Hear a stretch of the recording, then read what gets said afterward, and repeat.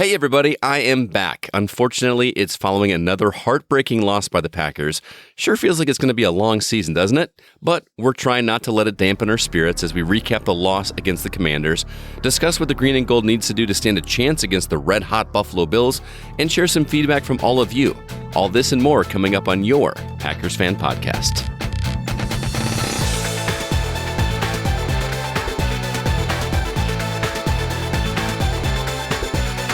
Welcome back. Podcasting since 2005. I'm Wayne Henderson, and I have to just keep reminding myself that any team can beat any team on any given Sunday.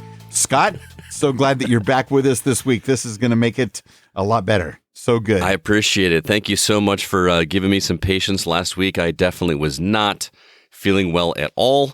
Do not recommend the COVID. Just saying. No, one star, 2 thumbs down. Do not recommend. Oh. Definitely. Yes, I am Scott Clark with the Gaming Outsider Podcast.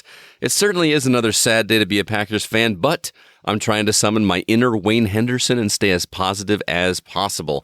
On this 260th edition of your Packers Fan Podcast, we'll share what we loved and what we didn't from the loss in Washington. We'll also preview next Sunday's huge Packers at Bills game, including my keys to a Packers victory. And Scott and I have some excellent listener feedback. Going to be sharing that with you and the weekly poll results from the question. And we'll see how things played out with the Packers Fan Podcast Wager of Fun this week, because not everybody predicted a victory. But we'll get to that. So, highlights. I guess there were some from the loss to the Commanders. For me, a couple. Thinking positive. Devondre Campbell's pick six, the way he just stole that ball and ran it in for a TD was outstanding, a thing of beauty. It really was great. It was so much fun to watch. It felt like the Packers of old, like we're going to fight for that ball and run it back. It felt really good. I mean, for that matter, the defense wasn't terrible. There was some tackling issues, but I feel like they weren't, having to be on the field as much as they were in the past couple games. So, and they were making some solid hits, but we'll get to some of the nits there in a little bit. But talking about the leaders in the Commanders game, I only have two. You always got to talk about Rodgers' stats. He was 23 of 35, and had 194 yards and 2 touchdown passes, and both of those touchdown passes were, can you guess which receiver? It was none of them. It was our star running back, Aaron Jones, who brought in both of those touchdowns, and that was really, really cool to see, especially that second one. Man. Yeah, Jones has great hands. I'd say he is our best wide receiver right now because of all the others that are injured, and that catch of his, that second one, was pretty spectacular indeed. And not to discount Aaron Rodgers either, because that throw was just perfectly right over where it needed to be, just for him to extend, keep his feet in bounds. I love watching the recap of that play. It was definitely beautiful. But unfortunately, that's pretty much where the good news ends for this game. There wasn't a whole lot positive things to talk about. Punting is pretty good, I guess. I don't know, but hey, there were frequent "Go Pack Go" chants that I could hear through my TV, which was surprising. I could almost pick out listener Dan Dyler's voice from the crowd. Yeah. Apparently it was really cheap to go to this game. It was like $50 to go see this game. One of our listeners, actually, my buddy David, lives out there. He said he was considering going to the game because it's only about 10 miles from his house, but he opted against it because he didn't have anybody to go with. Interesting. For $50, I would have gone to the game myself, but probably glad he didn't at this point with the results. So. Oh boy. Anyway, let's get into some of the lowlights. Here's the funny thing to me, and it's funny, but not funny at the same time. The Packers' best offensive drive wasn't even because of the plays that they made. They had 3 huge penalties by Washington that put us in scoring range. That was just kind of luck of the draw that we got those penalties on us. 38 total yards of rushing the entire game drives me bonkers. We've got 2 star running backs that are doing so little. And I know people are going to say, well, it's that offensive line that's just keeping things from being as good as they can be. But, you're not going to get those yards if you don't try. And I feel like we're not trying very much. So kind of unfortunate there. That's an understatement. And those penalties on both sides of the ball weren't the only things strange about this game. I can't think of a Packers football game with this many weird things happening. Such a strange combination of events, just on every facet. Everything was just odd and off. It just didn't even feel real at some times. But I must say, we've got to stop with these stupid penalties. Yeah. Remember that second pick six that got called back because of I was pulling my hair out. I was watching that play going, where was it, illegal hands to the face or illegal contact? And I was like, sure, that I guess you could call that illegal contact, but it just seems so minor. I don't know. And trying to hear the announcers describe why that was a good call. I mean, if it's the right call, I want the right call to be made, but it just seems so minor and inconsequential to anything. To take back a pick six like that, and it would have been the second one for Campbell, I believe, wasn't it Campbell? I don't think it was Campbell. I'm not sure though. It was once it was called back and no, it was Void, Rasul Douglas. Then it was like, oh well, because you could nickname this game instead of Fecal Fest, like a term that was used last season. How about Flag Fest? And pretty much. Oh, and Scott, coaches' challenges. Am I right? Man, we burned that second challenge the beginning of the second quarter. That one kind of hurt a little bit, but it especially hurt because there was no reason that we should have been in the position to even have to try to challenge that if the call could have been made correctly by the officials to start with. Well, and my argument with that whole thing, if you remember, was technically the call was changed because it was originally just like, what was it? Just a catch and he was down. But then it was changed to, after the challenge, it was changed to he did fumble it, but it was recovered by Washington. So technically there was a change made. So why did we still have to lose the ability to challenge at that point? Insanity. Yeah. Anyway, another down note here was that we had 0 third down conversions for the entire game. This is the first time that this has happened since 1999 during the Favre era when Rodgers was still in high school. That's how long it's been since we have never converted on third down. What is going on out there? I'm sure Vince Lombardi would like to know. And woulda, coulda, shoulda. But I have a feeling that if we would have run the ball on the majority of those third down conversion attempts, we would have made them. Oh, we're back to throwing. You saw on my third rants. down. We even threw on fourth down. Yeah. 4th and 2. Stop it. I could have seen almost any player on the team just get the ball and fall forward to get the first down. And how, that last play of the game, that was wild, especially since it almost worked, all the laterals and people throwing the ball back and forth and all that. But I cue the Benny Hill music. Yeah, that would have been appropriate. But how weird is it that on that final crazy play of the game, the only pass that was not caught was the one thrown by our quarterback, Aaron Rodgers. That whole thing was crazy. It was, for a minute there, I was like, are they going to pull this off? Like they were advancing and going and like, is this going to happen? And then we gave it to Aaron. Oh my goodness. That was kind of brutal. Also, we got to talk about that muffed punt by Amari Rodgers. We do? We do. I mean, that put Washington in scoring position. I'm starting to agree with that caller from a couple of weeks ago who asked why he's still on the starting squad, because that guy just cannot hang on to the ball. It's just getting frustrating. I don't remember the last time he did something super positive other than like some short gains on offense. It's just getting very, very frustrating. And then to top it off, oh my goodness, man, injuries. Rashad Gary is now out with a concussion. Alan Lazard is out with a shoulder injury. Bakhtiari's still out with a knee. Obviously, we're down Randall Cobb, and also inside linebacker Jake Hansen is down for the count too. So things are just.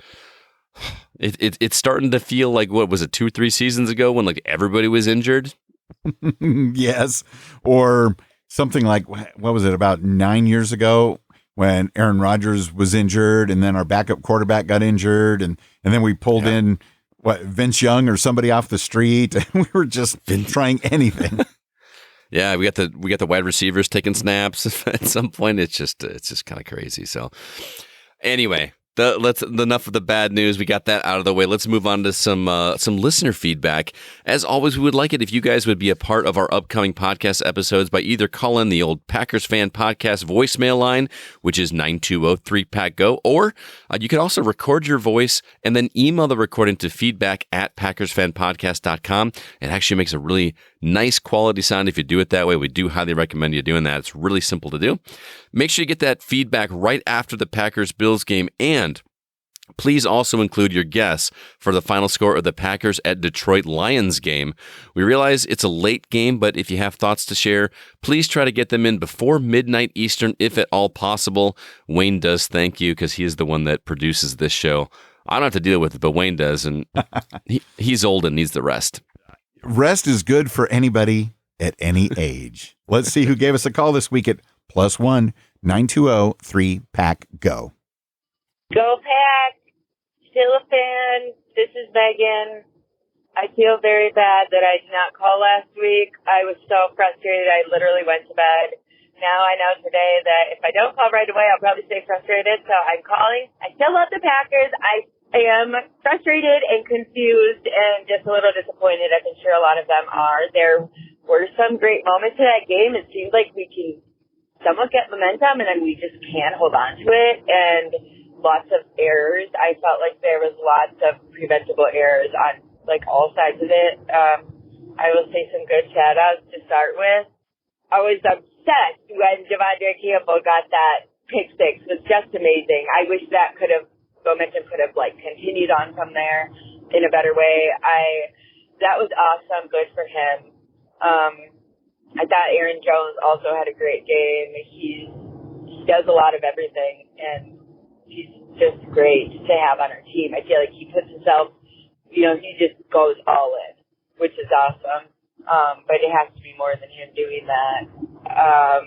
I don't quite understand what the last minute change was with Dave. I think our and then when he's out, I'm like, is Aaron just like scared that he's going to get demolished constantly? I think that if we were to help with the O-line up front, that he would have more time. He wouldn't have to force all these throws, which I know they're not all forced, but a lot of them sure seem like they're desperate, forced, low, last second. You have people open and you're just choosing to wait, throw it to someone else. I don't know, or I know other people call the plays and things like that, but it's Megan again. I got cut off and then I was like, you're being so negative. It is a lot to be negative about, but I hope they can get it together. I know we're very used to winning, but we have approached and have been amidst the, transition from Aaron, and like people need to lower their expectations. I don't know what the answer is.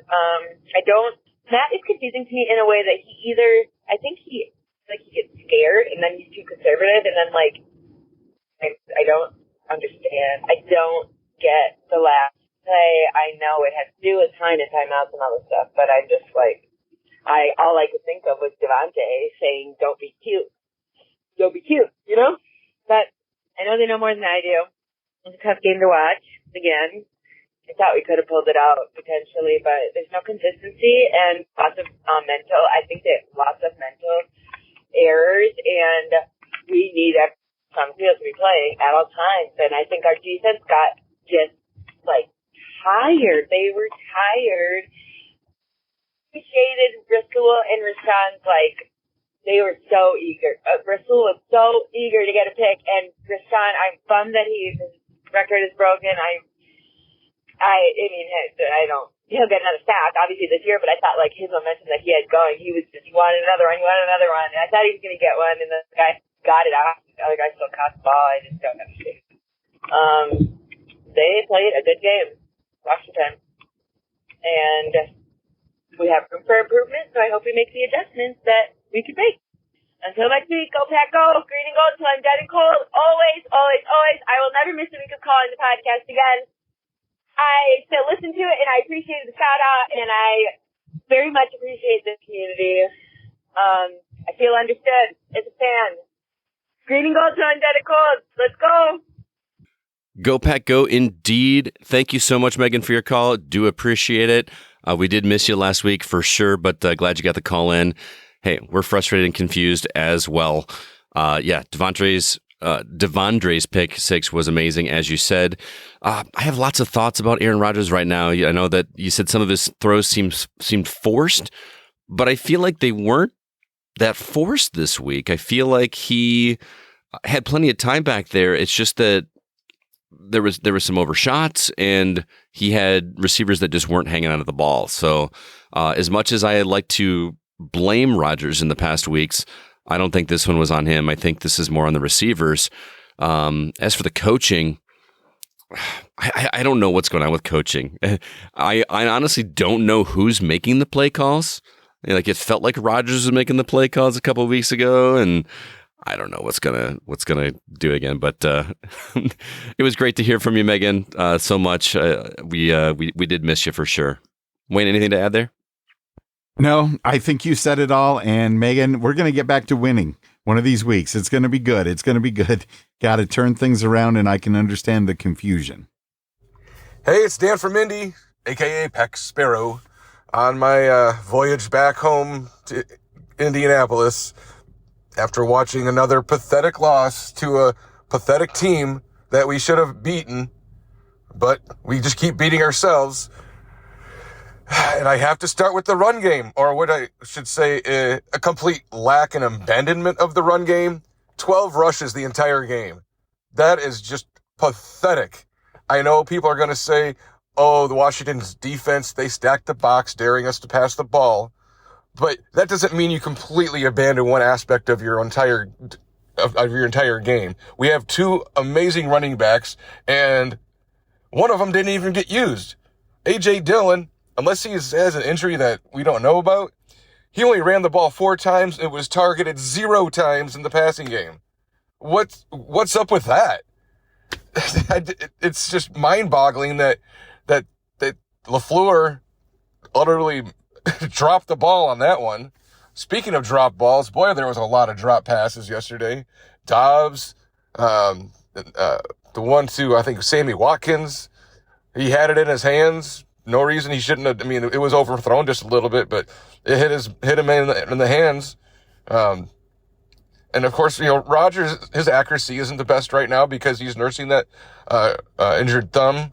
But still, that's another reason, going back to the running game, if your quarterback's hurt on the hand that he throws with, run the ball, dang it. Come on. It's not rocket science here. It was just, and the defense, people might come down bad on the defense, but they were out there for so long.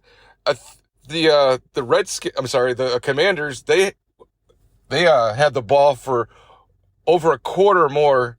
It was like 15 minutes and change more than the Packers did. And they ran, I think, like something like 20 plus more plays than the Packers did. And we still only lost by 2-3 points. And, one of those, we could have won on that BS scoop and fumble that was returned for a touchdown when Stokes got called for illegal touching or whatever, even though the wide receiver was the one who initiated contact against him. It really just felt like all the boxes were stacked against us yesterday. How about the Gibson fumble that he supposedly recovered but never actually had control of, and then we picked it up. I think that was the one. There was 2 back-to-back fumble, scoop up, and recovery for what should have been touchdowns. And there's your difference in the game right there. And now we're looking at Buffalo. People think that we're going to shock the world, but nothing's changed. We've completely, for the last 3 games, abandoned the run game. Obviously, as Packer fans, we're all frustrated at how our team is performing. I think our defense is doing great, but our offense just, they're not clicking and they're not playing complementary football. That's not how you win games. Anyways, I need to get back on the road. Go Pack, go. Bleed green and gold till I'm dead and cold. And go Pack, go. Go!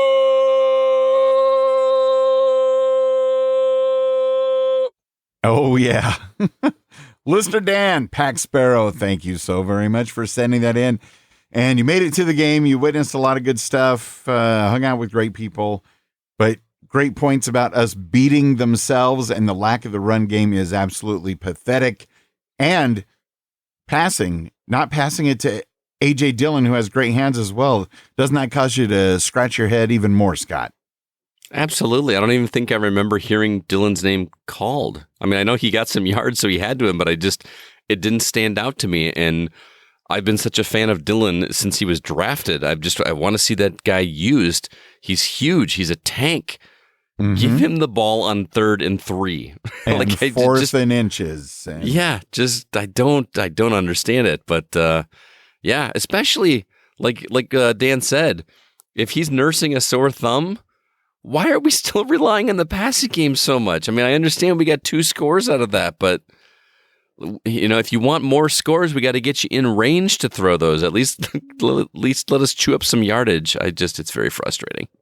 Yeah, at the present time when it comes to passing the ball, my plan is, okay, Packers, Aaron, you can pass the ball on 1st down and only on 1st down. If it's 2nd down, 3rd down, or 4th down, we are running the ball. End of story. Mm-hmm. And let's see what happens. Yeah. Can we just try for one series? Let's just do it. Just one game. Who cares if they know we're running? Just let Dillon run all over them. Let Jones go around and juke him out and just make it happen, please. I want to see the run game.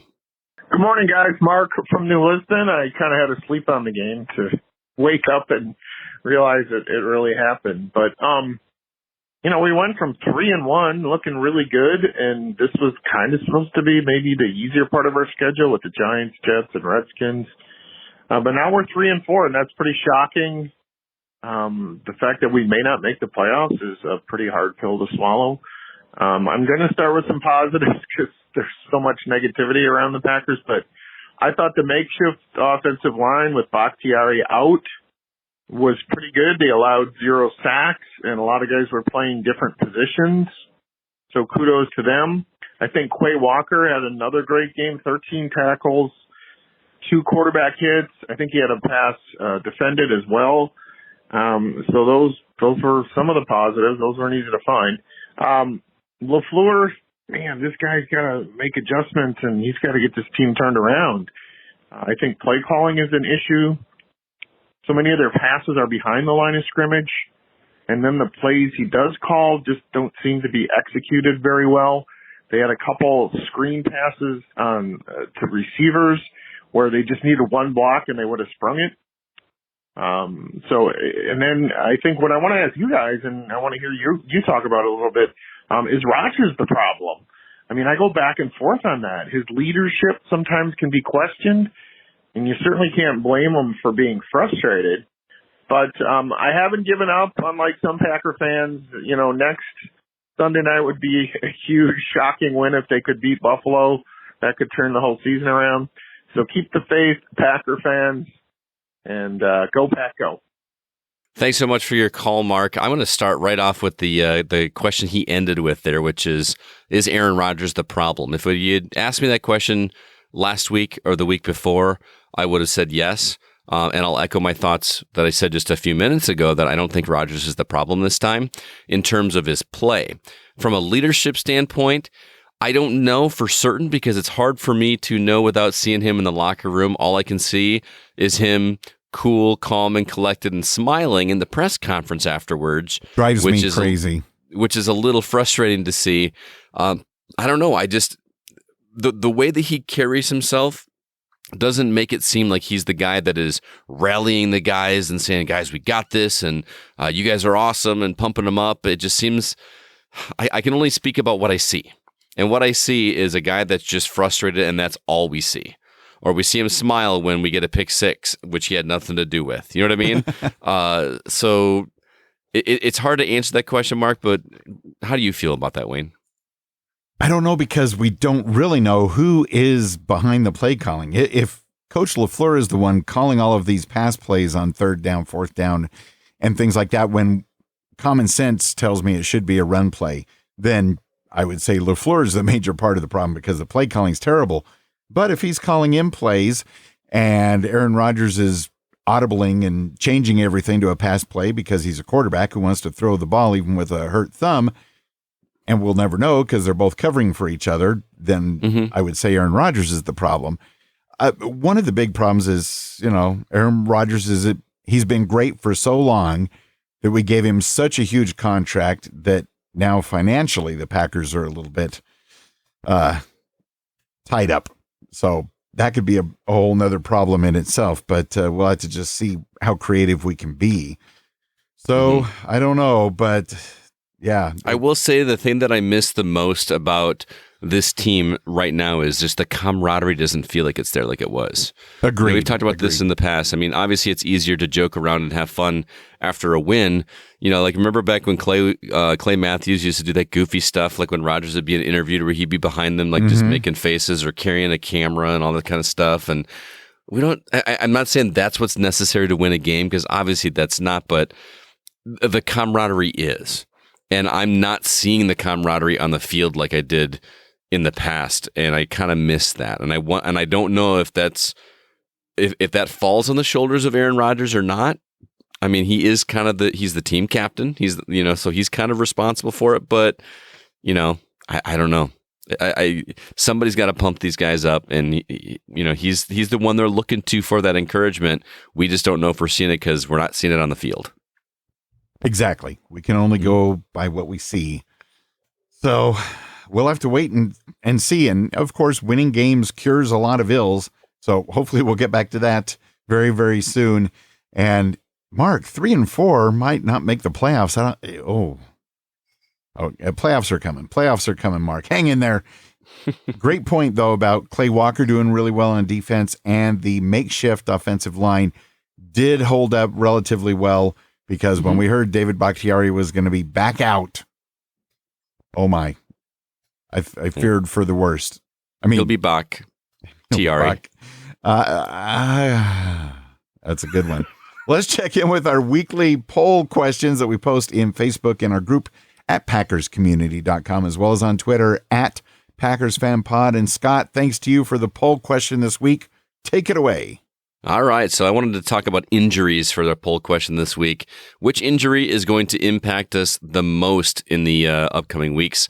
I put down just some selections here: Rashawn Gary, Allen Lazard, David Bakhtiari, and Aaron Rodgers. And then David Newman also wrote in with a vote for Randall Cobb. So we had those for us as well. Before we do to the results, Wayne, what do you think? Which of these guys is going to hurt us the most coming into into Buffalo? A few months ago, I would have said David Bakhtiari, but the makeshift O-line is holding things together. I think the one that's going to hurt us the most would be Allen Lazard. I think Aaron would agree with you on Bakhtiari not being the problem, because he actually had a comment where he said, how the hell can Bakhtiari impact us? He's barely played in 3 years. So it's thank you, Aaron Peterson. Yeah, I'm actually with you on, with the 4 I had put in there, I would have said Lazard, but Newman made a comment that Randall Cobb, that's obviously a bigger blow than Lazard. I was kind of looking at it as he's already gone, but I guess David Bakhtiari is also already gone. So, if Cobb is in the mix, I'm going to say that. But if not, Lazard, simply because we don't have anybody left to throw to. We've got Amari Rodgers, we've got Dobbs, we've got Tunyon is still out there. I don't know why he didn't get more action than he did. Just the wide receiver front is just killing us right now. Rodgers is still throwing decent, even though his thumb is hurt. Like Aaron said, we've been without David Bakhtiari for so long. I think the second worst is going to be Rashawn Gary, because he's been so on fire on defense. But yeah, definitely the wide receiving core is going to be the worst. So our results there, we had 15% that agreed with Rashawn Gary being the biggest impact. 29% said Allen Lazard. 30% said David Bakhtiari. 16% said Aaron Rodgers. And 10% agree with David Newman with the vote for Randall Cobb. And there you have it. We also had some other great posts and comments unrelated to the poll question that were made in the Packers Fan Podcast Facebook community group, which can be found at packerscommunity.com. Dan Dowler posted a short clip that was modifying AR-12 and Davante Adams, so they are singing Somebody That You Used to Know. It's pretty funny and worth checking out.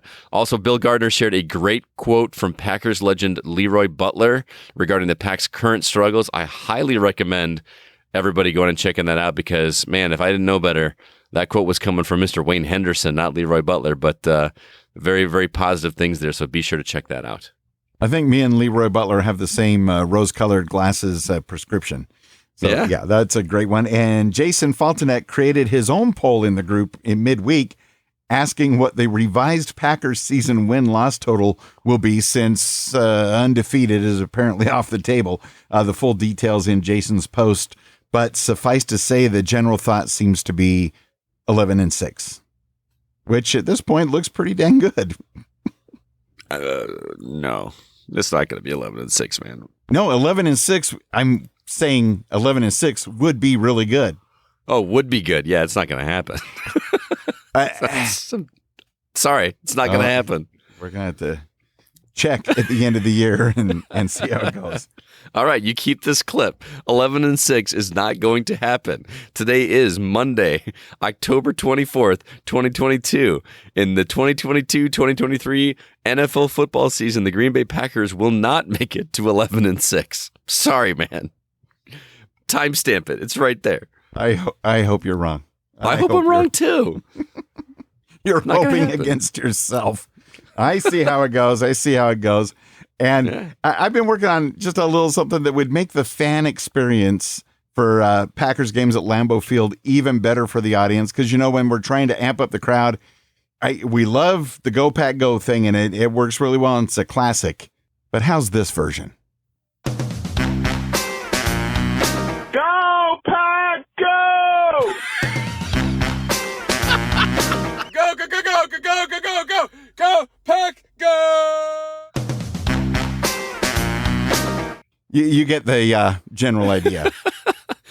Just so everybody knows, I had no idea Wayne did this. He just dropped that on me with unannounced, so that was pretty good. Andre and Dan Dowler making their appearance with some fine Go Pack Goes. That was pretty great. Moving on to some emails. Our first email says, Wayne and Scott, I am not a fair weather fan and take the good and the bad as it comes. But when you know your team is better than what is out there, you can't help the frustration. Yes, we have no Davante Adams, but another key missing component is Valdez-Scantling. How many big catches did he make when Rodgers needed someone? A lot. Rodgers knew going in that more money on his contract meant less weapons on both sides of the ball. At this point in your career, wouldn't you give up the money to have kept Davante or find a brand-named receiver? Man, that's some really interesting points in that paragraph.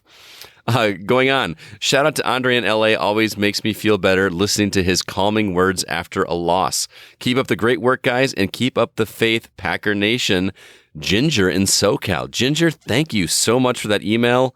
That was awesome. I especially loved the paragraph about talking about Rodgers. Wouldn't you rather give up some money and get some wins? I thought that was very well spoken.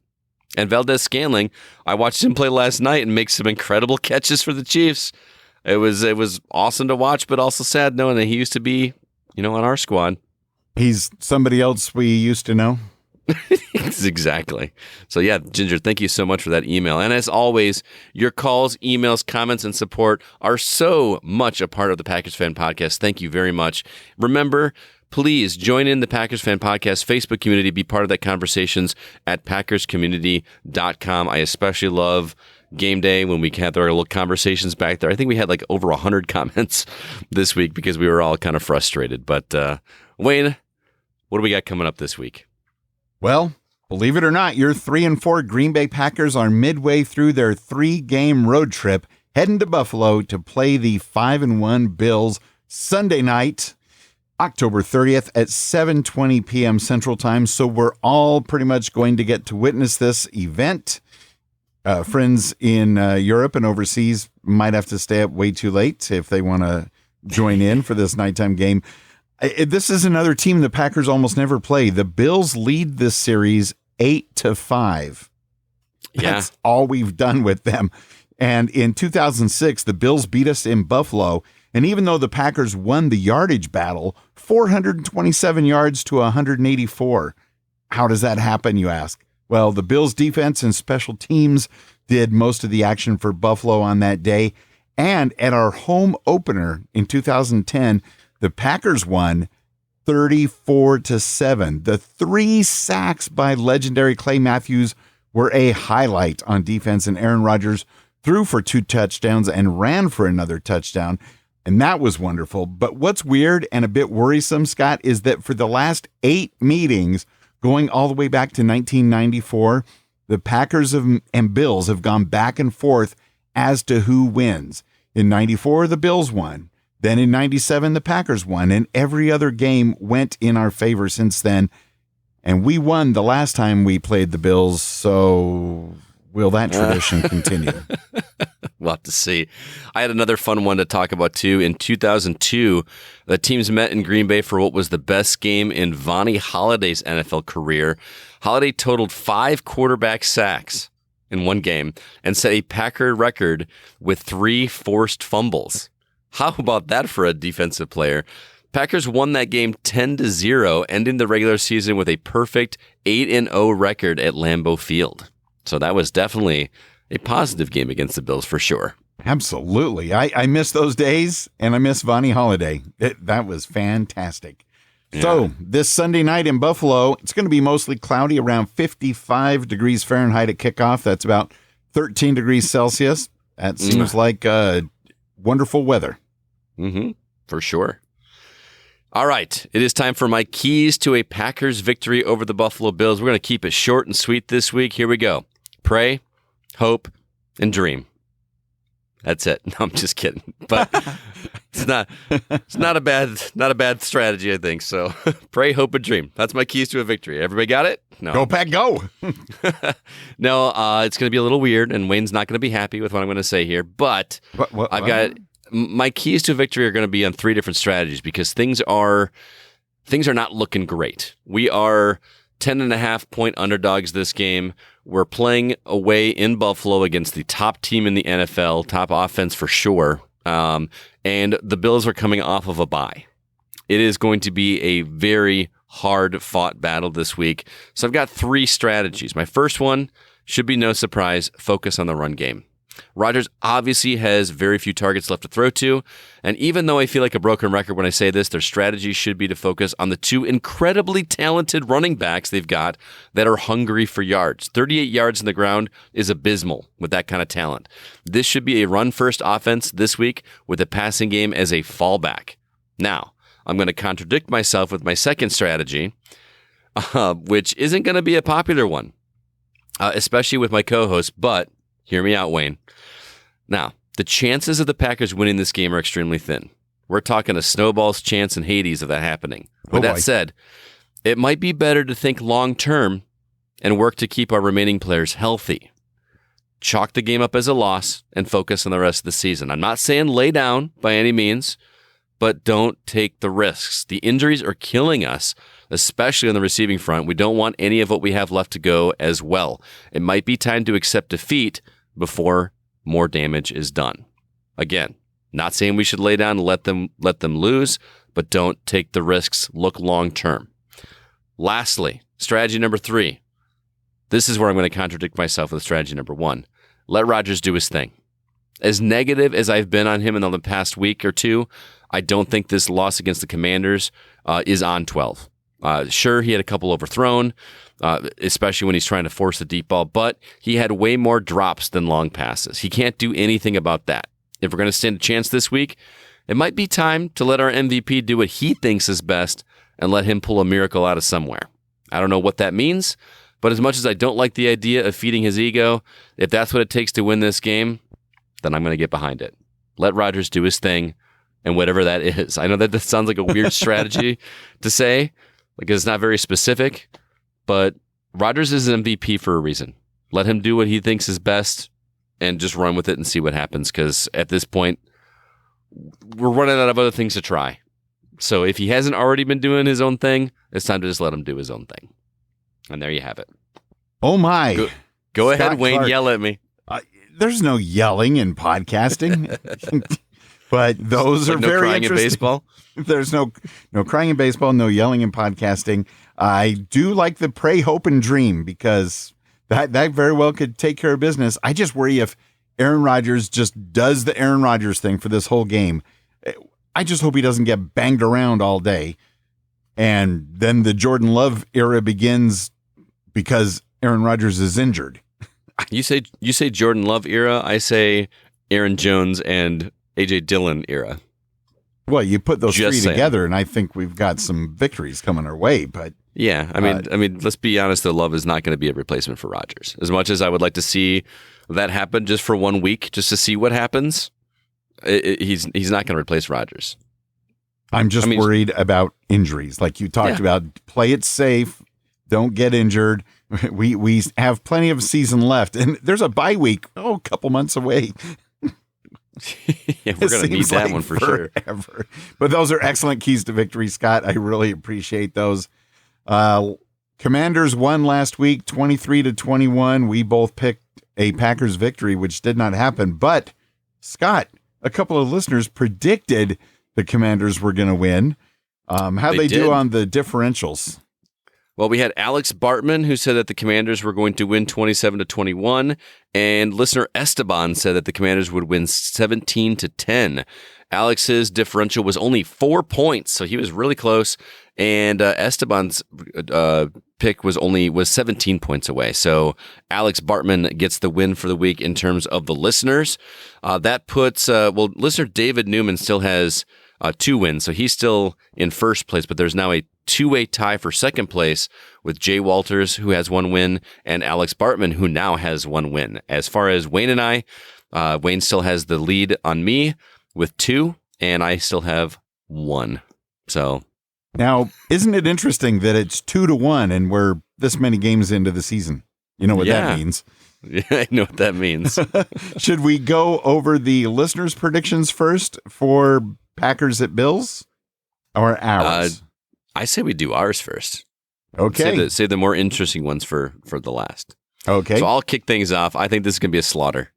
I think that the Bills are going to win this game. I think I'm being conservative here with the Packers score, but Bills are going to win 35-14.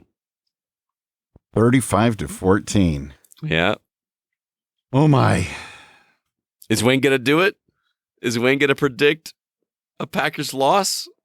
You sure have a smile in your face when you're asking about something so negative. You paused. So for a second there, I thought you might actually not pick a Packers win for like the first time ever in the existence of this show. But I'll just wait now.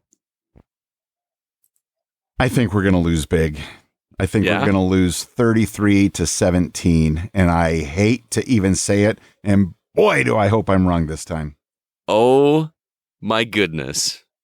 Oh my goodness. It's a Wayne sad state of affairs. I'm not smiling because I'm excited about you picked that, but I can't believe that I'm here for the moment that Wayne picked the Packers to lose. It can happen. I just don't see a way that we're going to win this game. Man, if Wayne says we're going to lose, Wayne Henderson of the PFP says the Packers are going to lose. We don't stand a chance. Anyway, let's go on to the listener picks. Remember, when you call into our PFP voicemail at +1 9203-PACK-GO, right after the Bills game, please be sure to include your wager of fun final score predictions for next week's Sunday game, Packers at Lions. Let's go ahead and see what the picks this week are. David Newman predicts the Bills will win 31-13. Janelle Herron predicts the Bills 28-7. Bill Gardner still thinks that the Packers are going to win 31-22. He says, let's turn this around. Go Pack, go. Superfan Aaron says Bills 42, Packers 18. Garrett Stritzel says that the Packers are going to win 21-20. Mark Ellison, Bills 31, Packers 23. Jay Walters, Packers 21, Bills 17. Brett Connor says the Bills are going to win 38-17. And then lastly, Esteban says that the Bills are going to win 42-0. He says AR-12 has 3 picks off wildly off-target throws. You got to hit rock bottom before he can bounce. The Washington loss isn't yet the bottom if they don't learn anything. Woo! Oh, 42 to nothing. That's not going to happen. We're going to get some points. I sure hope not. I mean, we're going to get points, even if the only points are a pick six, a strip sack fumble, something. Just a pick six. Yeah, just a pick six. Easy peasy, lemon squeezy, right? That's what my students say. The NFC North, it's getting weird and hard to do the math because teams on bye weeks and stuff. The Vikings are 5-1. We're 3-4. The Bears are 2-4. They're going to be starting their Monday Night Football game in just a little while. And the Lions, no surprise, are 1-5. All right. Some other interesting NFL happenings that caught our eye this week. We may be 3-4, but you know who else is? Tom Brady and the Bucks. They are also 3-4. That's really surprising to me. This makes no sense. This whole season makes no sense. Maybe Brady and Rodgers should have just retired. Brady definitely should have retired. To be able to walk off with the Super Bowl ring and just quit while you're ahead. Why? I just don't get it. It's unbelievable. It's inconceivable. This week, there's only 2 teams that are going to be on bye weeks, the LA Chargers and the Kansas City Chiefs. So if you got some of those players, and I bet you do on your fantasy teams like I do, I got some juggling to do. Oh, I also do the Don't Blink podcast, which covers the TV series Doctor Who. And because we're in a transition period between doctors and everything, there's only 1 or 2 episodes a year. So it's not something very frequent. But just yesterday, to lighten my spirits after the Packers loss, was a special Doctor Who episode, The Power of the Doctor. This is the one which is the last episode for the Jodie Whittaker incarnation of the Doctor, where she regenerates. Of course, I'm not going to give any spoilers here, but it's common that we all know that that's what's happening. And anyway, Did they reveal who the next one is at the end of that episode, or is that still up in the air? Kind of, sort of. Be sure to listen to the Don't Blink podcast at don'tblinkpodcast.com to find out all the juicy details that I do with Jada Wilkerson.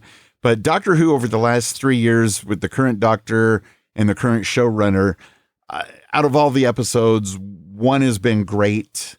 One has been very, very good, and there's been a lot of misses. But I must say, this week's episode, the special, it's a 2-hour-long episode, The Power of the Doctor, was fantastic. I'd give it a 9.5 or at least a 9, but I'm so giddy because of they threw everything in there that you could possibly think to throw into a Doctor Who episode, and it worked really, really well. It was just really, really good stuff. So be sure to check us out at don'tblinkpodcast.com. Now, word on the street is, Scott, that you also have another podcast. What's happening?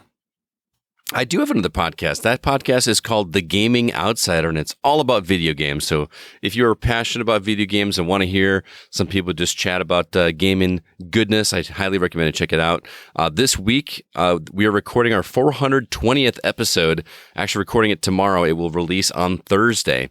I'm actually going to be out this episode. I'm taking a step back to let my 3 co-hosts man the chairs. So this week, Zach, CB, and Alyssa are talking about Lego video games and which franchises outside of video games that we'd like to be seen done in the Lego video game format. There's also a ton of drama in the news this week involving a former voice actor for a character called Bayonetta. We're going to be talking about that for sure. There is a crazy, crazy story going on right now. And you'll also hear my crew talk about new games like Gotham Knights. Zach played that. And then the latest Jackbox collection of party games, which I got to get Wayne on board to play those games because your family would absolutely love Jackbox games. They are fantastic to play. Anyway, if you'd like to hear about that, check out our website, which is thegamingoutsider.com.